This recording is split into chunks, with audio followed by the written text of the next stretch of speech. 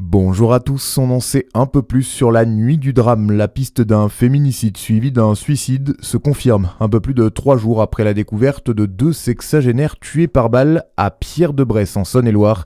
L'homme alcoolisé a pénétré de force dans le domicile de son ex-compagne. Le couple venait de se séparer. Il a ouvert le feu sur elle après une dispute avant de retourner l'arme contre lui. Originaire du Jura, il était déjà connu de la justice pour violence conjugale. Les cours reprennent ce matin au collège Voltaire de Besançon. Les enseignants ont exercé leur droit de retrait hier après l'incendie qui a visé la voiture de l'une des surveillantes de l'établissement. Une enquête pour incendie volontaire a été ouverte. Elle devra déterminer si l'assistante a été visée dans le cadre de son travail. Des repas à 1 € pour tous les étudiants. La mesure est entrée en vigueur hier dans tous les restaurants universitaires. Le Crous Bourgogne-Franche-Comté s'attend forcément à une hausse de la fréquentation. Pour y faire face, des recrutements sont attendus à la rentrée 2026, 6 personnels en renfort qui seront orientés vers les sites présentant un enjeu potentiel de saturation. Le Crous BFC compte aussi communiquer sur le paiement via l'application Easily qui permet selon lui un passage en caisse 4 fois plus rapide. Dans le reste de l'actualité, la trêve plus que jamais remise en question entre les États-Unis et l'Iran. De nombreux accrochages ont en effet opposé les deux pays dans le détroit d'Ormuz. L'Iran qui a également repris ses tirs contre les Émirats Arabes Unis, Baptiste Berthelin. Oui, les Émirats Arabes Unis annoncent avoir intercepté hier 15 missiles de croisière et au moins 4 drones en une journée.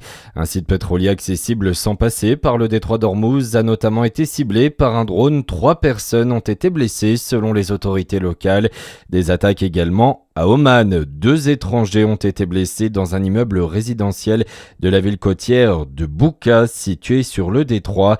Dans le détroit d'Ormuz, justement, où la trêve semble plus que jamais fragile, l'armée américaine annonce avoir détruit 6 bateaux iraniens rien que ce lundi, des affirmations démenties par Téhéran. Et de nombreuses voix se sont élevées pour condamner les bombardements iraniens sur les Émirats Arabes Unis, des frappes jugées inacceptables par Emmanuel Macron. Le Premier ministre britannique Keir Starmer a lui appelé à la fin de l'escalade, tout comme l'Arabie Saoudite. Un ex-animateur scolaire jugé à Paris aujourd'hui pour harcèlement sexuel et agression sexuelle sur des fillettes. 9 élèves de CM2 ont dénoncé des gestes et des propos de cet homme de 47 ans travaillant dans une école du 11e arrondissement. Le quadragénaire est suspendu depuis octobre 2024. Il encourt jusqu'à 10 ans d'emprisonnement. Et puis en football, quel sera le premier club à accéder à la finale de la Ligue des Champions? Demi-finale retour ce soir entre Arsenal et l'Atlético Madrid. C'est à 21h à Londres. Lors du match aller, les deux clubs s'étaient quittés sur le score d'un partout. L'autre demi-finale retour opposera demain soir le Bayern Munich au PSG à Munich. Très bonne journée sur Fréquence Plus.